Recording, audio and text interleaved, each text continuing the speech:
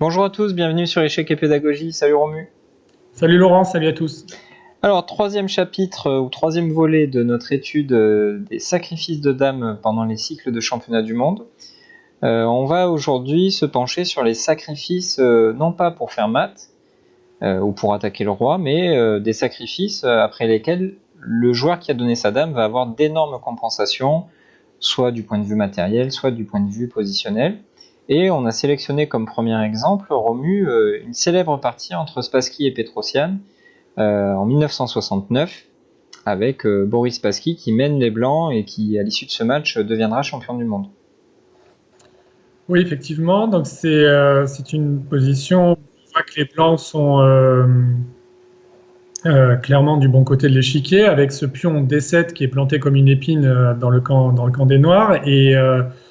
Et ici, Petrosian a essayé de soulager la pression en jouant le coup cavalier D6, qui attaque la dame et qui attaque également la tour C8, donc il fait une fourchette, donc ça a l'air d'être un bon coup.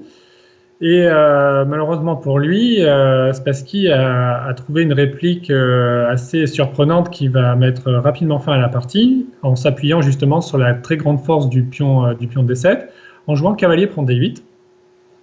Donc là, les Noirs n'ont pas vraiment le choix, ils sont obligés d'accepter la dame, sinon ils ont perdu beaucoup trop de matériel. Et maintenant, avec le simple cavalier C6, on menace tout bêtement de faire tour prend F8, ce qui menacerait tour E8 mat ou D8 promotion.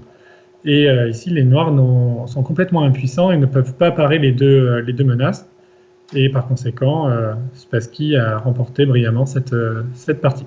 Ouais, ce qu'on comprend avec cet exemple, c'est que donner la dame, ça peut être simplement dans l'idée d'en récupérer une nouvelle par la suite, notamment lorsqu'on a un pion aussi avancé que ce pion sur D7. Alors comme tu l'as dit, on menace mat aussi, tour prend F8 et tour E8, mais voilà, sur le moins mauvais des choix, les Noirs permettraient quand même à leur adversaire de récupérer la dame avec évidemment un retour sur investissement absolument énorme. Donc un sacrifice pas très difficile peut-être, mais qu'il faut retenir parce qu'on a la philosophie de jeu, quoi. Quand on a un pion passé, on sait qu'on peut se permettre de donner la dame. Le deuxième exemple qu'on a sélectionné, c'est lors de l'un des matchs entre Kasparov et Karpov, celui de 1985. Dans cette position, Karpov qui mène les Noirs à sa tour D7 attaquée, et il a machinalement, on va dire, choisi de doubler les tours afin de protéger sa tour et de créer une petite pression le long de la colonne D. C'est une erreur très très inhabituelle pour le grand champion qui est Anatoly Karpov, et évidemment Kasparov ne s'est pas fait prier pour en profiter. Il a trouvé le coup dame prend D7 qui donc permet de dévier la tour D8 qui a un petit peu trop de missions à remplir, à la fois la protection de cette case D7 et aussi de la 8e rangée. Là-dessus, Karpov a abandonné. On comprend bien ce qui se serait passé s'il avait voulu continuer. Après, tour prend dame, tour E8 échec, roi H7, fou E4 échec. Tout s'enchaîne comme dans un rêve. Le roi est donc attaqué et en même temps, on découvre l'action de la tour D1 pour prendre la tour D7. Et après G6, tour prend D7. De toute façon, les Noirs vont devoir encore lâcher du matériel pour la simple et bonne raison que le fou B7 est attaqué. On ne peut pas le défendre en enlevant le cavalier parce qu'il serait attaqué deux fois. On jouerait fou prend B7, puis tour prend B7 et on aurait deux tours et un cavalier. C'est plus qu'assez pour compenser la dame. Les pièces blanches vont se coordonner et la partie sera rapidement terminée. Et en cas de fou A6, qui est le seul coup finalement si on veut enlever le fou de l'endroit où il allait se faire prendre, eh bien on va profiter de nos pièces en beaucoup plus grand nombre sur l'échiquier pour dominer la dame adverse avec le coup fou prend C6 qui dévie la dame, notamment de la défense d'F7, et on retrouve un classique mat de l'escalier. Donc une faute très inhabituelle pour Karpov, mais bon, c'était des matchs très très longs et on se doute que la fatigue a joué un grand rôle dans cette gaffe, Romu. Oui, bien sûr, mais Kasparov n'est pas le dernier pour mettre la pression sur l'adversaire, donc même Karpov a le droit de craquer de temps en temps. Ça reste un être humain, et donc évidemment dans cette partie, Kasparov a réussi à le punir et a été récompensé de la pression qu'il a pu mettre dans dans les coups précédents. Ouais, tout à fait, ouais. Alors, quel est le troisième exemple que tu nous proposes? Alors, c'est une partie très célèbre, comme toutes celles qu'on présente, mais une partie tirée du match de championnat du monde entre Smyslov et Botvinnik. Un match assez sanglant, puisque il y a eu 14 parties décisives sur 24 disputées. Ça fait rêver aujourd'hui. Ça fait rêver, parce que de nos jours, on est déjà content quand une partie ne se termine pas par la nulle. Donc là, à cette époque-là, le sang coulait sur l'échiquier. Et, et dans cette position, donc, Botvinnik a joué tour 4, échec. Donc, qui a l'air d'être un coup, on va dire, normal, dans le sens que la tour se place sur une position qui a l'air, en apparence, relativement forte. Mais c'était sans compter sur la réponse de Smyslov qui a sacrifié la dame en jouant dame prend E4. Alors quelle est la motivation derrière ce coup? C'est évidemment d'exploiter le roi noir qui est en E8, qui est complètement bloqué par le fou G5. Et on voit la 8e rangée notamment qui est extrêmement vulnérable puisqu'il n'y a plus de tour, et pour cause la tour est allée s'aventurer en E4. Donc il n'y a plus de tours qui défendent l'aile dame et la 8e rangée notamment. Et donc après D prend E4, les blancs vont avoir un retour sur investissement immédiat après tour B8 échec. Ça force fou C8. Pas tour prend C8, mais fou B5 qui est beaucoup plus fort. On exploite la diagonale et on oblige finalement Botvinnik à rendre la dame. Complètement. Donc là, dame prend B5 justement est forcé. Tour prend B5. Cavalier E6. Bon, et après fou F6, la position est complètement gagnante pour les blancs, notamment en raison du pion H4 qui va s'avancer en H5, en H6, en H7 et certainement en H8. Et Smyslov a remporté cette partie. Après, on peut montrer la fin, on prend G2, H5, fou A6 et H6, c'est terminé. Ouais. Donc là, le sacrifice de dame est un pseudo-sacrifice finalement, c'est-à-dire qu'il a calculé qu'il allait le récupérer. Mais les sacrifices de dame sont rarement très compliqués à calculer, simplement il faut avoir l'idée. Et comme on est loin du réflexe, donner sa dame c'est quand même quelque chose de très rare et très inhabituel. Donc le plus souvent, c'est pas le calcul qui suit le sacrifice de dame, c'est le simple fait d'avoir pensé au sacrifice de dame qui est difficile, on va dire. Alors dans le même match, Smyslov a sacrifié une deuxième fois sa dame. Cette fois-ci, il avait les noirs. Dans cette position assez complexe, on sent qu'il y a un gros combat qui fait rage. Smyslov a décidé de jouer le coup fou B7, notamment pour éliminer le fou A8 qui défend de très très loin son roc, mais il défend quand même son roc. Il était placé quelques coups précédemment en G2 dans le fianchetto. Et Botvinnik ici a dû se douter de ce qu'avait préparé Smyslov, mais il a mal jugé la situation. Et au lieu de choisir le coup fou prend B7, qui aurait certes amené un petit danger sur la grande diagonale, mais danger qui pouvait être couvert notamment par le coup tour C3. J'ai oublié de le dire, les blancs ont une qualité d'avance, donc ils peuvent se défendre en rendant le matériel. Après cavalier F3, on peut jouer tour prend F3 et obtenir une position à peu près équilibrée. Donc Botvinnik aurait dû choisir cette voie-là. Il a estimé qu'il pouvait jouer pour le gain après le coup de tour B1. On comprend l'idée, on attaque la dame, on attaque le fou B7 qui est juste derrière, donc Botvinnik a dû se douter que c'était pas une simple gaffe de Smyslov. Smyslov avait prévu cavalier F3 échec, le roi se déplace, fou prend A8 pour ne pas perdre trop de matériel, donner la dame et récupérer pas mal de pièces en échange. Et après tour prend B2, cavalier prend G5, échec à la découverte, roi H2, on refait un petit échec parce que le cavalier en F3 est assez à l'aise, et après roi H3, fou prend B2. Donc c'est un scénario qui arrive parfois. Les noirs ont donné la dame pour 3 pièces légères. Parmi ces 3 pièces légères, il y a les deux fous dans une position très ouverte. Et est-ce que c'est la situation que Botvinnik a mal jugée? Bon, on peut pas le savoir. En tout cas, moi je ne le sais pas, mais on peut penser que c'est ce qui s'est passé. Au-delà des 3 pièces légères qui sont très bien coordonnées, Smyslov a également un pion passé sur la colonne D, qui donc sera très très bien accompagné. Et dernier élément à prendre en compte, le roi blanc reste faible. même si pour l'instant on ne voit pas de menace immédiate, sur le long terme, avec 4 pièces noires qui vont se coordonner à merveille, il va être difficile de conserver ce roi dans un bon état. Donc les blancs ont beaucoup trop de choses à surveiller, et les 3 pièces qui se coordonnent vont faire la différence. Ça s'est fini assez rapidement finalement. Après dame prend A7, fou E4. Avant de pousser le pion D5, on veut que le fou reste actif, donc on ne veut pas qu'il soit gêné. A4, un petit coup de roi pour éviter des bêtises le long de la 8e rangée. Accessoirement, ça pourrait nous donner aussi l'idée de tour H8 suivi d'H5 pour reprendre le cours de notre attaque de mat. Tour D1, fou E5, on voit toutes les pièces qui se coordonnent et qui se défendent mutuellement.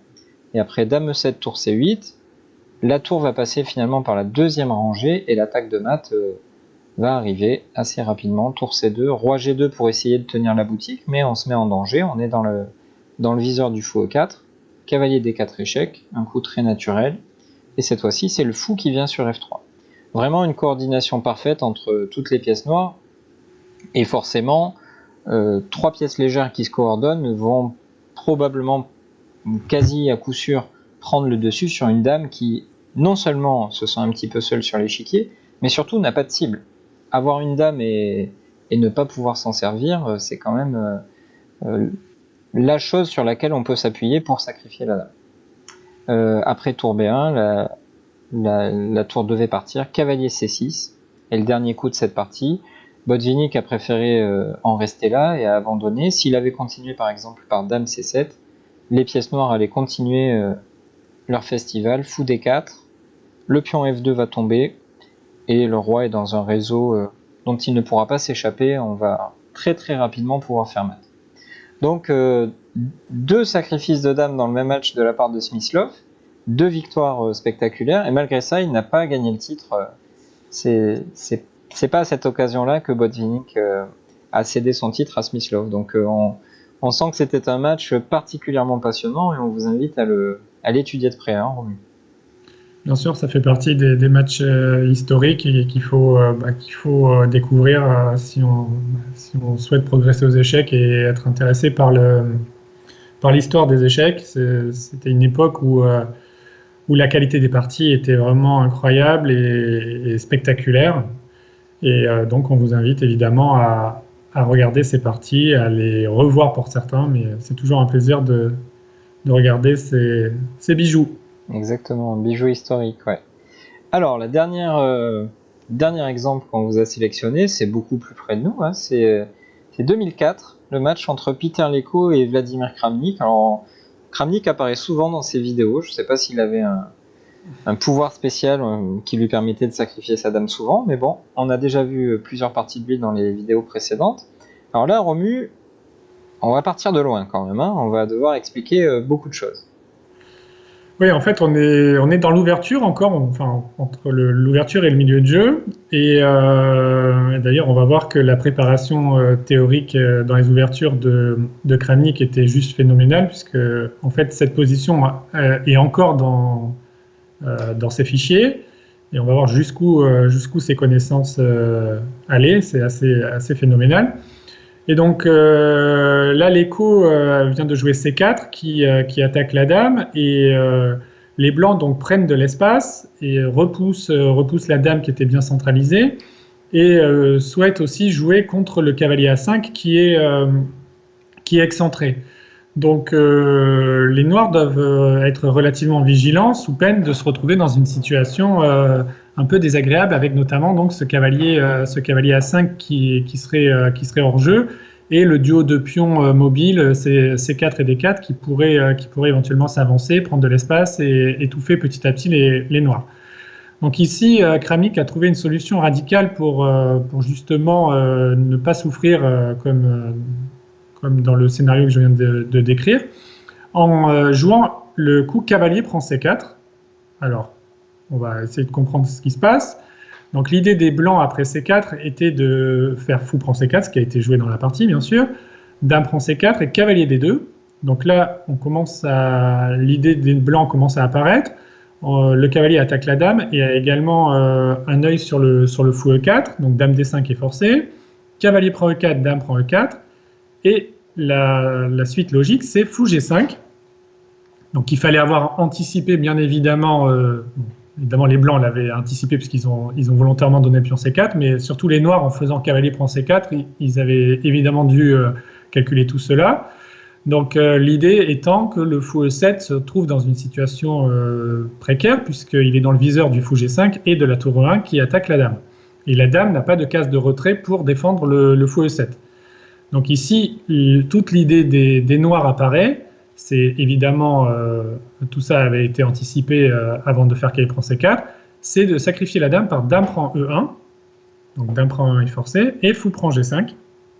Donc on voit que matériellement, les noirs ont une tour, une pièce, un fou en l'occurrence, et un pion. Donc c'est normalement un matériel qui est suffisant pour faire face à la dame, à condition qu'il n'y ait pas de faiblesse trop facilement attaquable par la dame blanche. D'ailleurs, c'est ce que Léco a essayé de faire ici. Il a joué dame A5 avec l'idée d'activer sa dame et d'attaquer le pion A7 et donc de créer des faiblesses dans la position des noirs. Et ici, Kramnik a joué fou F6, très bon coup, avec l'idée, donc sur dame prend A7 qui a été joué, de répondre par C5. Et en fait, en préparant cette vidéo, on s'est aperçu que dans les commentaires des différents grands maîtres qui ont analysé cette position, que cette position faisait encore partie de la préparation de Kramnik, ce qui montre le niveau phénoménal dans les ouvertures de Kramnik, qui avait préparé jusque-là. Et donc après C5, Léco a joué dame prend B7 et fou prend D4. Donc on commence à comprendre l'idée de Kramnik. On a seulement, entre guillemets, tour et pièce pour la dame, mais en revanche, on a un pion passé C5 extrêmement fort, qui est soutenu par la tour C8. La tour C8 qui elle-même est défendue par la tour E8. Et le fou en D4 est également très très fort, puisqu'il attaque la tour. Il a dans son viseur le roi et il peut également supporter l'avancée du pion, notamment jusqu'en C3. Et en plus, cerise sur le gâteau, la case de promotion de ce pion C est une case noire et ce fou est également de case noire. Donc ça peut aussi avoir son importance.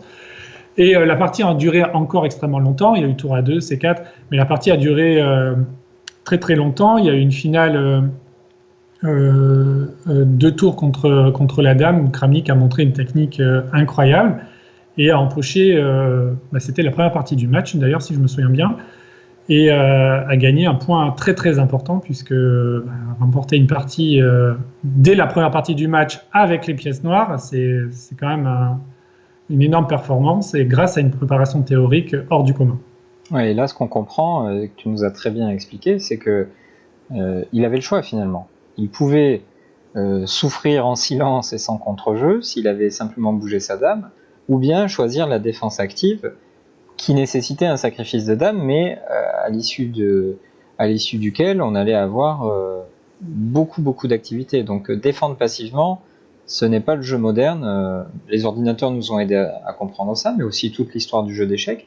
Il faut essayer au maximum de jouer pour l'initiative, et c'est exactement ce que Kramnik a fait, en misant sur la puissance à la fois de son pion passé, mais aussi de la coordination de ses pièces.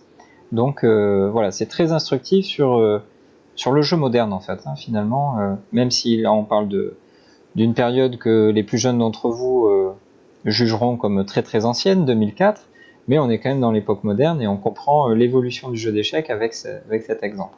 Donc dans les 2 premières vidéos, on avait vu des sacrifices de dames qui amenaient à des maths plus ou moins simples, plus ou moins directs. Dans cette vidéo, on a voulu vous présenter des sacrifices peut-être plus stratégiques, plus positionnels, à l'issue desquels celui qui a sacrifié la dame allait avoir des compensations sous la forme d'un pion passé, de menaces suffisamment fortes pour compenser la dame, et surtout, on a voulu vous montrer la coordination des pièces restantes après le sacrifice de dame. Donc on espère que ce format vous plaît, n'hésitez pas à nous faire vos retours. On est toujours très friands de savoir ce que vous pensez de nos efforts pour essayer de vous faire progresser. N'hésitez pas à liker la vidéo si elle vous a plu, et on vous donne rendez-vous très prochainement pour le 4e et dernier volet de cette étude des sacrifices de dames. Voilà, ce sera, on va dire, le feu d'artifice final pour cette présentation, avec 2 parties tellement exceptionnels qu'on va vous les présenter dans leur entièreté. On vous dit à très vite sur Échecs et Pédagogie. À bientôt, au revoir.